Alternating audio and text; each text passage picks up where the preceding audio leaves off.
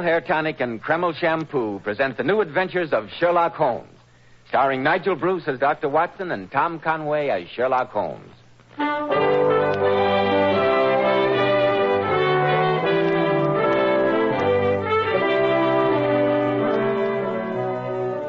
Now, here we are once more in Dr. Watson's study. And maybe we're not glad to get here. If we hadn't had a Sherlock Holmes story waiting for us at the other end, we'd have never ventured out on a night like this. Pretty bad weather out, eh, Mr. Bell? Indeed it is, Dr. Watson. There's a cold wind that chills you to the bone. I had one hand holding my coat collar and the other holding my hat all the way over. I felt as though some malignant deity were determined to keep me from reaching your door. You hear that wind? Reminds me of what I just escaped from. Oh, it's typical Edinburgh weather, Mr. Bell. Perhaps you've heard that there's no language richer in terms of reproach against the howling wind than the Scots dialect. Snell, Bly, Nearly, Scouthering, to mention just a handful. All of them words that carry a shiver with them.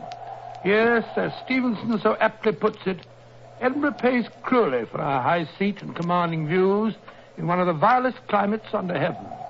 She's liable to be beaten upon by all the winds that blow, to be drenched with rain, to be buried in cold sea fogs out of the east, and powdered with the snow as it comes flying southward from the Highland hills. The weather's raw and boisterous in winter, shifty and ungenial in summer, and a downright purgatory in the spring. It sounds like a pretty unattractive place, Dr. Watson. Well, there you're entirely wrong, Mr. Bell. Nowhere will you find such stark magnificence, such grim beauty. Edinburgh, the great granite sphinx of the north, crouching high on a towering rock, looking across the intervening plains to the waters of the Forth and to the North Sea. Fascinating, regal, splendid, and cruel. Yes, I think this is just the night to tell the story of the haunted Bagpipes, one of the weirdest and most gruesome adventures that Holmes and I ever shared. The setting was Edinburgh, and the motivating character, Professor Moriarty. Professor Moriarty, the man Holmes called the Napoleon of crime. Exactly. I wondered when we were going to have another of your famous bouts with Professor Moriarty. They're always pretty hair-raising. Yes, and I think I can safely promise you that this is the most hair-raising of the lot. In fact, it's so unbelievably macabre and gruesome that I've never told it to any but to my closest friends, those who know that I'm a truthful man. In fact, sometimes, in the sane light of day, I doubt myself that this adventure really happened. But a night like this brings it all back to me in all its horror. Yes, Mr. Bell, on a night like this we realize that anything is possible. Ladies and gentlemen, before Dr. Watson begins his story, men, I have a friend who used to comb his hair with water. After the water dried, his hair would get out of place and he didn't look neatly groomed. Well, I ran into him last Saturday and he said he'd heard me talking about Kreml Hair Tonic and decided to try it. You should see the big improvement Kreml made in his appearance. Why, he looked like a different man. You see, Kreml contains a special combination of hair grooming ingredients which is found in no other hair tonic. That's why it keeps every hair in place all day, just as you combed it in the morning. Kreml gives hair a healthy-looking luster, too. Yet it never leaves hair feeling greasy or dirty like some of those sticky preparations you want to wash right out. Kreml always feels and looks so clean on your hair and scalp. It always gives hair such a clean-cut, prosperous appearance. Why not try it? Spelled Kreml, Kreml Hair Tonic. Now, Dr. Watson, won't you please go on with the story? The shivers run up and down my spine in anticipation. Well, I certainly will. As I look back on that particular visit to Edinburgh, it seems that a cold fear settled into the very marrow of my bones from the moment we got off the train late one winter afternoon and caught our first glimpse of Edinburgh Castle rising bleak and menacing out of a cloud of fog and rain. There it is, Watson, in all its austere majesty, Edinburgh Castle. Nice, impressive pile of stone. Nice and grim. No grimmer than its history, Watson. Part castle, part fortress, part prison. Wars have been plotted there. Dancing has lasted deep into the night. Murder has been done in its chambers. Oh, well, this is no time to stand here chatting. Let's get out in this confounded rain. Rain, Watson? You are getting soft. This isn't rain, it's just a good Scotch mist. Mist, my grandmother. I'm soaked to the skin and my teeth are chattering like castanets. Thank heaven the town has a There's a few modern hotels. A nice hot toddy at the Royal, eh? I'm sorry to disappoint you, Watson, but this is not a pleasure trip. We must forego the luxuries of Princess Street and take up our quarters in the Old Town. The Old Town? Holmes, you mean that we're going to live in one of those crumbling grey stone houses all huddled together on the slope leading up to the castle? Exactly. Why, they're nothing but tenements. Those lands, as they're called, once housed the flower of the Scottish nobility. In the old days, this was a walled city, and space was at a premium. That is why those crazy buildings tower 8 and 10 stories into the air. Yes, but the days of the nobility are over. Those tenements are full of goodness knows what. True. What more suitable dwelling place could one imagine for our friend, Professor Moriarty? Professor Moriarty? Quite. You may have noticed, Watson, that London has been singularly free from crime during the last few months. And for a very good reason. Professor Moriarty was not in residence. Oh, you mean that you think we've succeeded in driving him out? No, Watson. Let us not underrate the professor. He is not in London because he has business elsewhere. But where? I confess I was in complete ignorance until the day before yesterday morning, when I received a telegram informing me that one of Moriarty's chief assistants had been seen prowling through the graves at Greyfriars. Then I remembered that Professor Moriarty has a particular reason for hating Edinburgh. He's not a man to forget his grudges, Watson. The question is, shall we be in time to prevent his revenge? But here, get into this cab before you catch pneumonia. Professor Moriarty in Edinburgh. Huh. I thought the place looked even more forbidding than usual. Oh, cabby, let us out in front of St. Giles. Aye.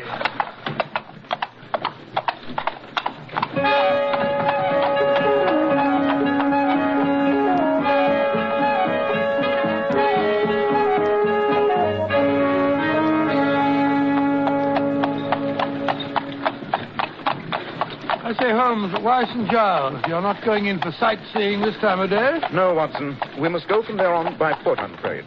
By foot in this weather? The gutters are fairly running with muddy water. No one asked you to walk in the gutters, Watson. Here you be. St. Giles. So it is. Come along, Watson. Good gracious me, this rain. I say, cabby, where's Hangman's Lane from here? Lush, you'll no be going there. Why not? It's where we hope to spend the night. 'Tis an unchancy spot, gentlemen. You'll no find me going up Hangman's Lane after dark. As bad as that, huh? I'll no stand here arguing with you. It's the first land back of the kirk, if you must go. Thanks. Here, drink to our health. Achone. There you stand, two fine, upstanding gentlemen, hale and hearty, with a black shadow of death looking over your shoulder. Ah, well, then I say I didn't warn you. Come along, Beatrice.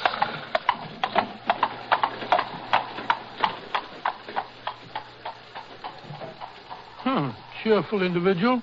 Holmes, what do you say? Let's go back and spend the night at a good hotel. We can't possibly find any lodgings in a place like Hangman's Lane. But we shall, Watson. We shall. They're expecting us. Come along. What do you mean, they're expecting us? I mean the owner of most of the tenements in Hangman's Lane has arranged that we should be taken care of. He's most anxious to have us inspect his property. Oh, very well, but I don't see what that has got to do with our search for Professor Moriarty. Whenever anything curious and inexplicable happens in the professor's neighborhood, the chances are he's mixed up in it. Ah, here's Hangman's Lane. Narrow, steep little byway, eh, Watson? I don't like it, Holmes. No lights in any of the windows. Usually these tall houses are overrun with inhabitants. Several families to a floor. Look, the buildings in this street look positively deserted. They are deserted, Watson. That's the most interesting part of it. Oh, really? One particular house hasn't been open for several hundred years. But during the last month, the rest of the tenements have been vacated, too. Their inhabitants have fled from them like rats from a sinking ship. The rents have been lowered to the vanishing point, and still there are no takers. The people hereabouts seem to think the whole street is haunted. Couldn't we come up here and look the place over in the daytime, Holmes? Look, already the light's beginning to fade. Unfortunately, Watson, the phenomena we're going to investigate occur only at night. Oh, dear. Ah, here's the house we're to stay in. There should be a bell somewhere. Yes. Well, perhaps there isn't anyone to let us in. I think there will be, Watson. Yes, I hear footsteps. Obey it. Mr. Holmes and Dr. Watson. Oh, the Lord be thanked. One moment, gentlemen. I'll unbar the door. be pleased to enter? Go ahead, Watson. Good Lord, it's dark in here. And if you'll kindly step this way, there's a braw blaze a burning and candles a lit in the back parlour. I say. Go canny, gentlemen. This corridor is not so smooth as once it was. Yeah, so I discovered. This is the place.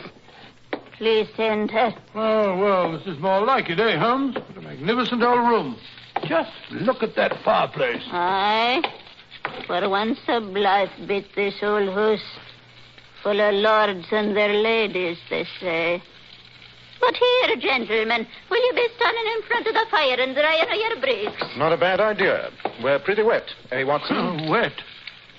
There's a brandy on the shelly you're wanting away, Droppy. A tasty cockle pie in a pot. And no, you'll forgive me. I'm unshunk myself away. Going so soon? But we've just arrived. Oh, Mr. Holmes, I dare not stay after sundown. I'm late to let you alone, but I dare not stay. But in a fash yourself. I'll return the morn, early. But what is there to be afraid of? The neighbours. Neighbors? Aye, the neighbours in the old Hurley house t'other side of this wall. But no one has lived in that house next door for years. Not humans, no. No living man has crossed the doorstone this 100 year. But there be others. Bogles. You can hear the rattle of their going and coming every night through the wall. Have you ever heard these ghosts, or bogles, as you call them? No, I certainly have not. I will not stay after sundown. But the bogles, there's no the worst of it. Really? Aye. At times you can hear the sound of doodling. Sound of bagpipes, eh? Aye. And that's when they be entertaining old Horny yourself. The devil himself? Aye. The ghosts next door move in very high society, eh, Watson? What was that? Just the wind in the chimney. I would have swore with the devil's stool sucker. No, I don't think so. I'll not be waiting to find out. When the skirling begins, this is the house itself, dirge like it was singing a dirge. Good night, gentlemen, and God help you. I say. She was frightened, all right. I wish that chimney would stop moaning. Those two legends, the house next door and the haunted bagpipes, they're famous Edinburgh superstitions. I'd like to hear more about them. Well, I've heard more than I want to already. Confound that chimney. That building next door is one of the so-called fatal houses. Fatal houses? Houses marked generations ago by the Great Plague.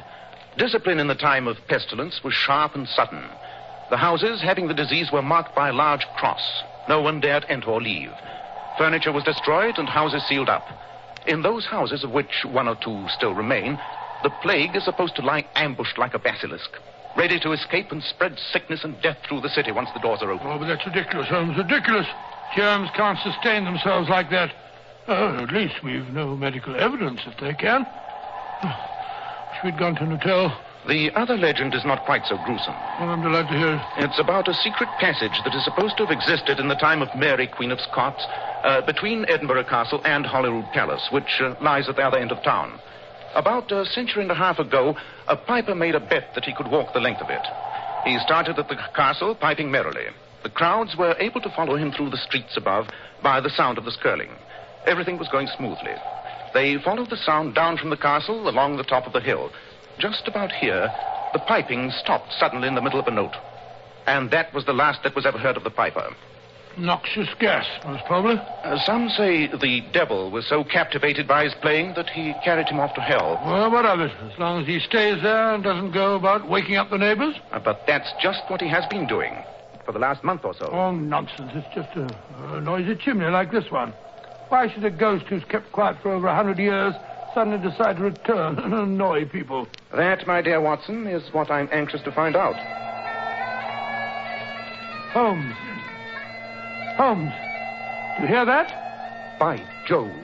Then it's more than just a superstition. Holmes, it's a piper. The devil's bagpiper. He's playing in the house next door. Splendid. Well, what are we going to do? Want me to inform the authorities? And have them put the devil in jail? No, Watson, I have a better plan. I suggest we go over and call on the old gentleman himself.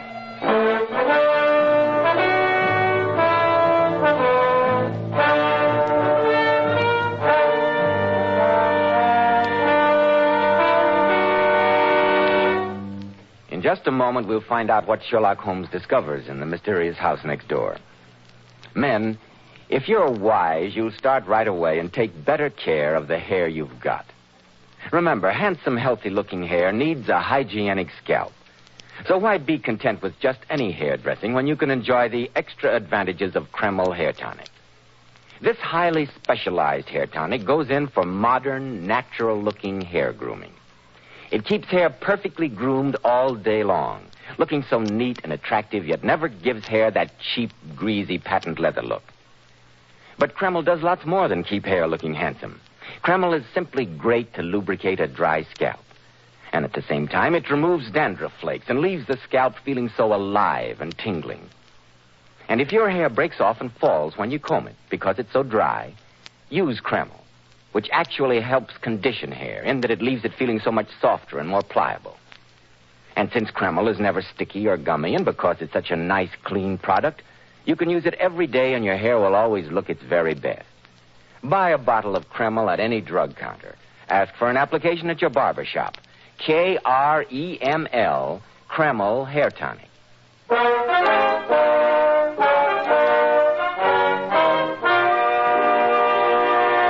Now, Dr. Watson, what about the ghostly bagpiper? Did Holmes ever really... No, not so fast, Mr. Bell.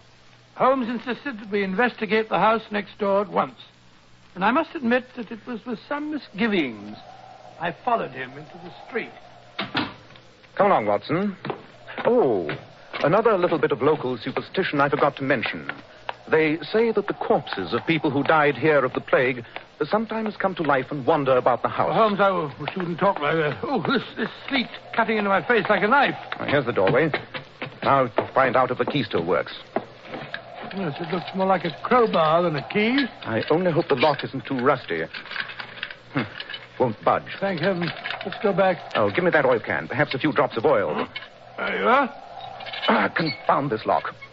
No good trying to break the door in. It's as solid as Gibraltar. A good deal more solid than the house itself, judging by that long crack over the archway up there. Yes, that is a crack. The building is settling, Watson. That crack... Hello, I turned the key. Lock's decided to work. The door sticks now. Hinges rusty. Come on, Watson, get your back into it. It's moving, Holmes. Yes, so is that crack. Hurry, help me close the door before the archway falls on us. Isn't it quiet? Can't even hear the wind. Smells like a tomb. Yes, but there's something else.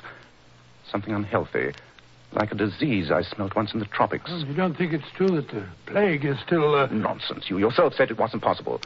Better light that dark lantern we brought along. Yes, indeed. I hate bumping about in the dark. I can't say that it's much more cheerful in the light. Look at those great dirty cobwebs. That old tapestry hanging in shreds. Yes, nothing has been moved since the plague first touched the house. Look there in that room. That old oak table set for a meal. One of the goblets overturned. It gives me the creeps up and down my spine. Nothing else of interest here. Let's get on to the next room. How hollow our footsteps sound. Yes. This must have been the living room of the house. Ashes of a bygone fire still on the hearth. Holmes. Look. There's some people seated in those chairs over there. Nonsense. Give me the lantern. By Jove, I think you're right. That smells stronger in here. We'll soon find out. Watson, hold the lantern. Holmes. It's a body. A naked body. A corpse, Watson. A cadaver. Holmes, don't touch it. For the love of heaven, don't touch it. Why, Watson? Can't you see? The swollen eyes, the froth at the mouth, the flesh turned black. I've never seen it before, but those are the symptoms, Holmes. That's the Black Plague. What? That's not possible. That's crazy. Here, look. Let me look at the other chairs. Yes, here an old man and here a woman. All victims of the Black Death. Holmes, these are the bodies of people who died in this house centuries ago of the plague. But they're not decayed. It's not possible. We must be going mad. Tell me quick, Watson. Did women do their hair with fringes at the time of the last plague? Fringes? Now I know that we're crazy. Quiet, Watson. Do you hear that? It's the devil coming with his piper. He's going to make him dance. The old woman was right. The house does vibrate to the sound of those pipes. He's coming, Holmes. He's coming.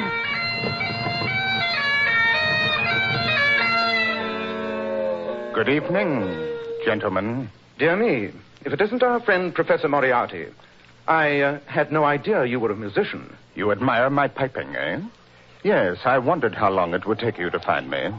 Allow me to congratulate you, Mr. Holmes. You're very prompt. Most flattering, Professor. But I assure you it was simplicity itself.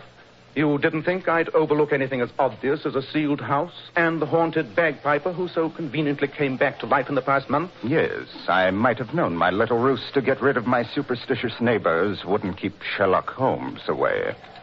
Perhaps it's just as well. You've been getting in my way quite a bit lately, Mr. Holmes. I shall have to continue my experiments begun on these three poor devils. On yourself and Dr. Watson. You mean the plague? You're going to give us the Black Plague? I really must try my serum on two healthy specimens before I pronounce it perfect. After all, these three, an old beggar, a thief dying of starvation, and a woman of ill repute, they could hardly be expected to resist the disease. That's very interesting. I was just assuring Dr. Watson that these corpses were quite recent because I was sure that women didn't wear fringes during the last pestilence. And Dr. Watson was afraid they might be victims of the original plague. But in a sense, he's right. The victims are recent, but they were killed by the germs of the original Black Death. Most amusing, isn't it? Fascinating. Tell me, how did you discover those germs? They were in this house. I found a nice little culture of them in a glass of calf's foot jelly, which was on the table in the front room. How they ever survived as long as this, I can't imagine. But here, gentlemen, come into my laboratory. I want to show you what I've done with them. Holmes, what shall we do? Black Plague. It's a terrible thing. The man's mad. Humor him, Watson. Humor him. Oh, yes, shall I? Here we are, gentlemen.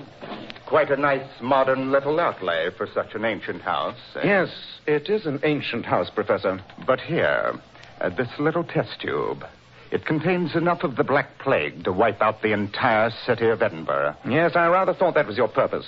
You've never forgotten how they drove you out at the time of the Burke and Hare scandal. You know about that? Quite. Your name wasn't Moriarty then, huh? What of it? You were Dr. Knox's young assistant at the time. Together, you were carrying on some exciting experiments. Yes, Mr. Holmes. Experiments that might have saved the world a great deal of suffering. But you were short of cadavers. It wasn't you, by any chance, who suggested to Burke and Hare, those two body snatchers, that a body did not have to be legally dead to be acceptable? Well, what if I did? They only killed the refuse of the city. Beggars, scum. Quite. But they met the hangman nonetheless. Aye, the fools.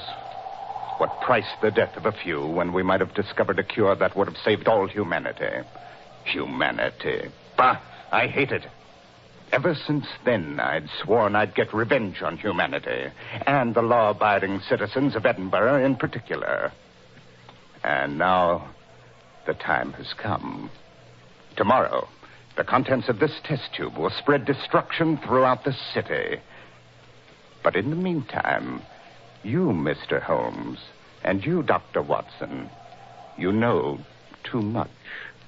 You shall be the first of the law-abiding citizens to feel the prick of my little needle. Just a moment till I prepare my instrument. Stop him, Holmes. Stop him. Do not move, gentlemen.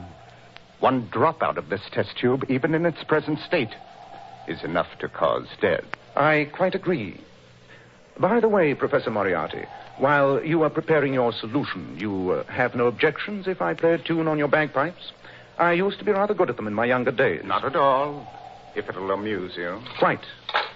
Watson, stand here beside me against this wall. I don't quite Don't argue.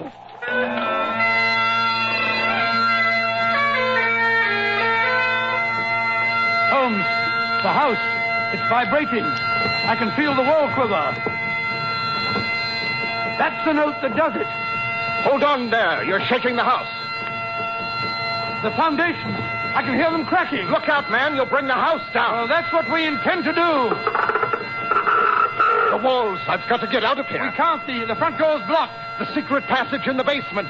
If I can reach it in time. Holmes, he's dropped the test tube. It's spreading across the floor. Watson, step back into the fireplace. Hurry.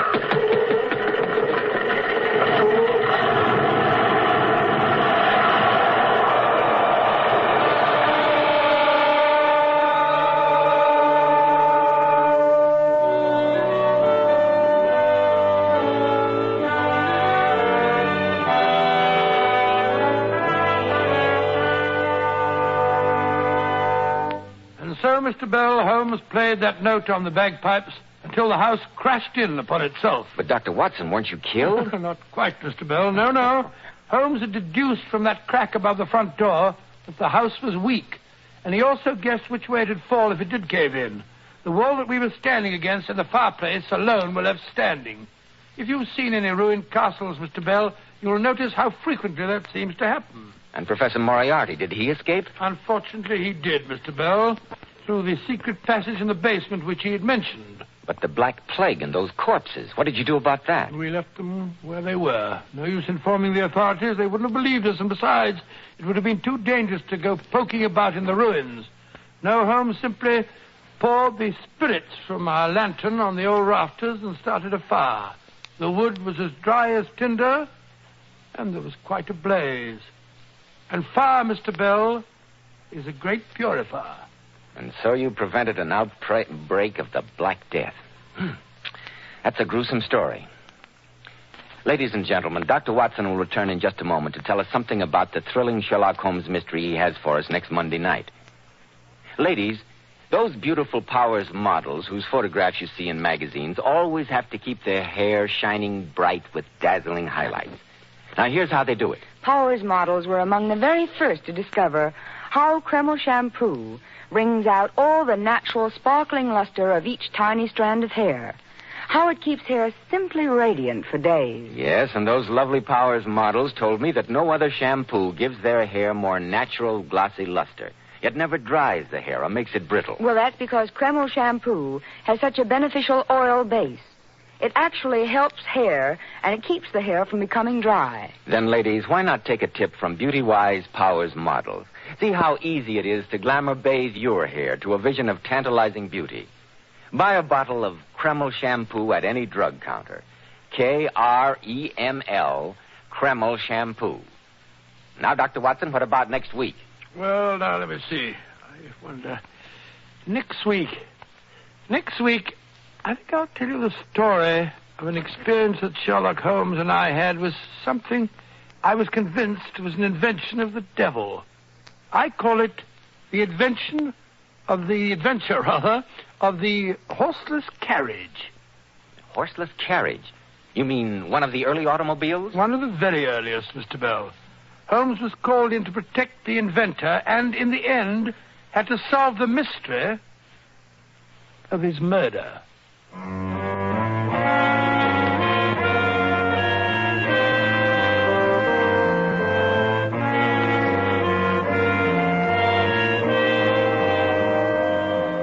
Tonight's Sherlock Holmes adventure was suggested by an incident in Sir Arthur Conan Doyle's story, The Final Problem.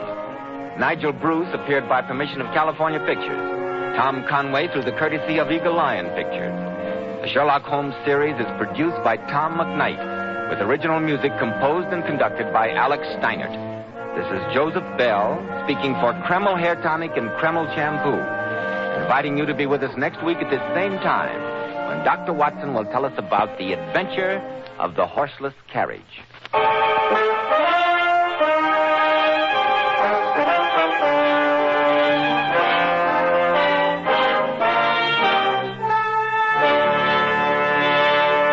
This is ABC, the American Broadcasting Company.